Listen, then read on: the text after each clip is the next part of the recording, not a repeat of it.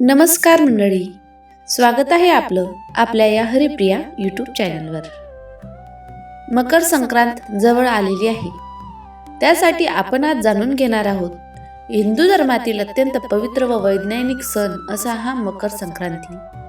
मकर संक्रांती हा केवळ सण नाही, तर तो सूर्यपूजा, ऋतुपूज परिवर्तन, धर्म, दान, अध्यात्म आणि विज्ञान याचा अद्भुत असा संगम आहे.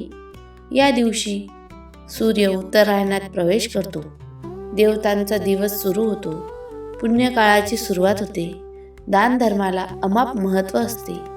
आजच्या या व्हिडिओमध्ये आपण जाणून घेणार आहोत मकर संक्रांतीची पौराणिक कथा, सूर्यदेव शनिदेवाची कथा, भीष्म पितामहाची कथा आणि गंगासागर जे तीर्थठाणाला आपण मकर संक्रांतीला जातो त्यामागची पौराणिक कथा, तेथे का जावे आणि गंगासागरचं एवढं का महत्त्व आहे ते. त्यासाठी या संपूर्ण कथा आजच्या या व्हिडिओमध्ये आपण जाणून घेणार आहोत. त्यासाठी व्हिडिओ स्किप न करता शेवटपर्यंत नक्की पहा, कारण की यामधली प्रत्येक कथा ही आपल्यासाठी फार महत्त्वाची राहणार आहे. आपल्यालाही पुराणातील पौराणिक कथांची माहिती असायलाच हवी. तर चला आपण व्हिडिओला सुरुवात करूया. मकर म्हणजे मकर राशी आणि संक्रांती म्हणजे सूर्याचा एका राशीतून दुसऱ्या राशीत झालेला प्रवेश. जेव्हा सूर्य धनु राशीतून मकर राशीत प्रवेश करतो तो दिवस म्हणजे मकर संक्रांती. हा एकमेव हिंदू सण आहे जो सूर्याच्या हालचालीवर आधारित असून तो दरवर्षी 14 किंवा 15 जानेवारीलाच येतो. सूर्य दक्षिणायनात असतो तेव्हा देवतांची रात्र असते आणि सूर्य उत्तरायणात असतो तेव्हा देवतांचा दिवस असतो. म्हणून उत्तरायण काळात पुण्य काळ, शुभ काळ व मोक्षप्राप्तीचा काळ असे मानले जाते. एक अत्यंत अशी भावनिक आणि महत्त्वाची कथा आहे. सूर्यदेवाचे पुत्र म्हणजेच शनिदेव. पण सूर्यदेवांनी शनिदेवाकडे कधीच प्रेमाने पाहिले नाही, कारण शनिदेवांचा जन्म हा छायादेवीपासून झाला होता. त्यामुळे सूर्यदेव त्यांच्यावर नाराजच होते. शनिदेव मकर राशींचे स्वामी आहेत. जेव्हा सूर्य मकर राशीत प्रवेश करतो तेव्हा तो आपल्या पुत्र शनिदेवाच्या घरी जातो. या दिवशी सूर्यदेव आपला अहंकार सोडून पुत्राच्या घरी जाऊन संबंध सुधारतात. म्हणून मकर संक्रांती अहंकार सोडण्याचा, नातेसंबंध सुधारण्याचा आणि क्षमाशीलतेचा सण मानला जातो. आता आपण बघूयात भीष्म पितामह आणि मकर संक्रांतीचा यांचा काय संबंध आहे. तर तो महाभारतातील एक महान प्रसंग आहे. भीष्म पितामहांना इच्छामरणाचे वरदान होते. कुरुक्षेत्र युद्धात ते शरपंजरी पडले, पण त्यांनी मृत्यू स्वीकारला नाही, कारण ते उत्तरायणाची वाट पाहत होते. मकर संक्रांतीच्या दिवशी सूर्य उत्तरायणात आला आणि भीष्म पितामहांनी देहत्याग केला. त्यामुळे मकर संक्रांतीला मोक्षदायिनी तिथी असे मानले जाते. बघा, असं महत्त्व या मकर संक्रांतीच्या दिवसाचं आहे.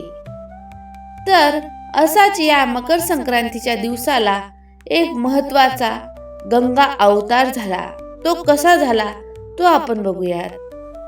दरवर्षी मकर संक्रांतीच्या दिवशी कोट्यावधी भाविक पश्चिम बंगालमधील गंगासागर येथे एकत्र येतात. अनेक लोकांना प्रश्न पडतो, गंगासागर इतके पवित्र का मानले जाते? मकर संक्रांतीला तिथे स्नान का केले जाते?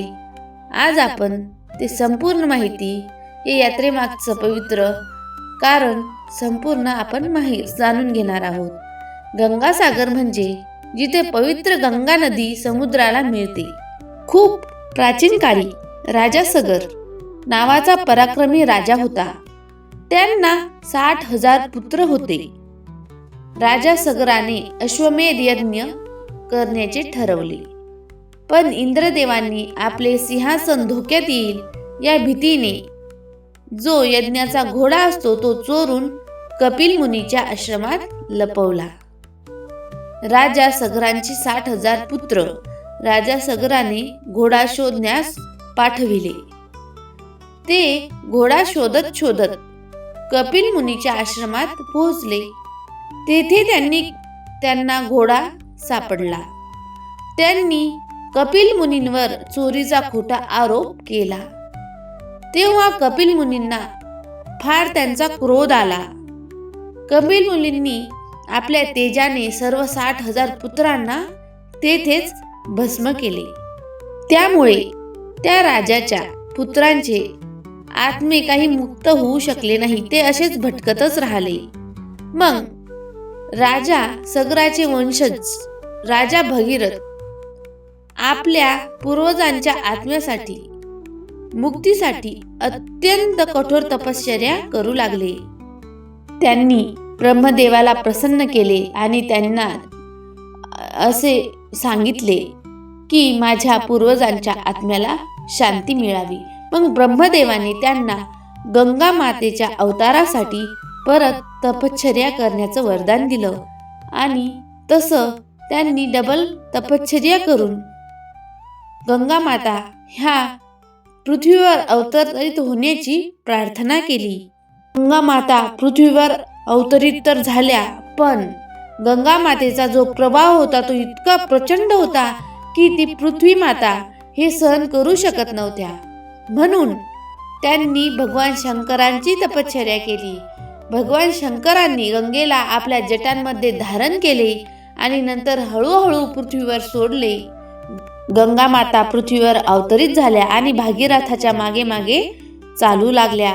गंगा माता ज्या ठिकाणी सागराला मिळाल्या त्या ठिकाणी राजा सगराचे पुत्र भस्मावशेष होते.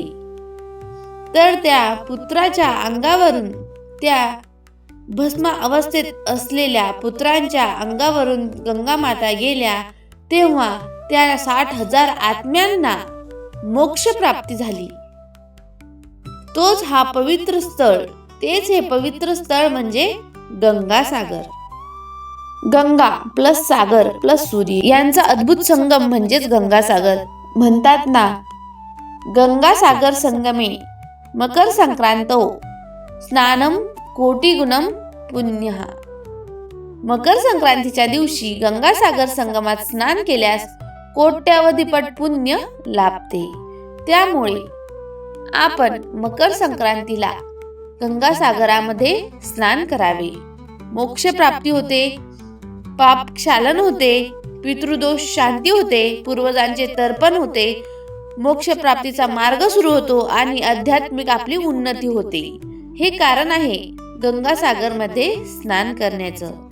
सब तीर्थ बार बार पर गंगासागर एक बार. म्हणजे सर्व तीर्थस्थळे अनेकदा केली तरी, गंगासागर एकदाच केले तरी पुरेसे पुण्य आपल्याला मिळत असते. मकर संक्रांतीला गंगासागरला जाणे म्हणजे पूर्वजांचे ऋण फेडणे, आत्मशुद्धी करणे, सूर्य व गंगा ईश्वराची आपल्यावर कृपा करून घेणे. तर मंडळी, तिळगुळ घ्या आणि गोड गोड बोला. तिळामध्ये उष्णता असते, हिवाळ्यात शरीराला ऊर्जा मिळते. गुळ रक्तशुद्धी करतो आणि तीळ हा अहंकार आणि गुळ हा गोडावा, म्हणजेच अहंकार विसरून प्रेमाने वागा.